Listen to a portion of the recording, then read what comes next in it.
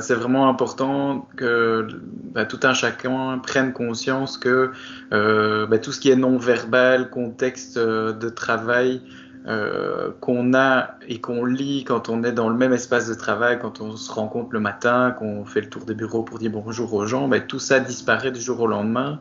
Et donc il y a tout un effort de communication à faire en début de réunion. Je pense que bien préparer ces réunions, se dire ok, c'est pas juste créer un Teams et puis lancer la conversation, garder les bonnes habitudes d'avoir un ordre du jour, veiller à la distribution de la parole dans les réunions pour que tout le monde soit actif dans la réunion et puis prendre un bon PV avec des points d'action.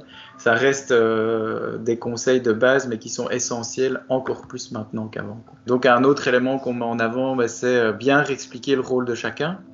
Bien expliquer ce que chacun fait dans son équipe et parfois demander aussi au chef d'équipe de expliciter c'est quoi notre rôle au quotidien, de sorte que chacun puisse aussi se l'approprier dans une certaine mesure.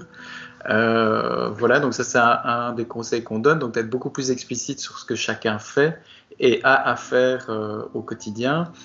Et répartir les tâches différemment, donc de sorte que on évite aussi dans les réunions en tant que telles que des gens ne se sentent pas impliqués et restent trop passifs dans les réunions d'équipe à distance. Et donc c'est important de réfléchir aux personnes qu'on doit associer à ces conversations parce qu'elles ne le seront plus naturellement. Donc il faut évidemment éviter l'isolement de certaines personnes. La communication asynchrone, donc essentiellement par écrit, par email, on le sait, elle est source d'incompréhension et de conflits.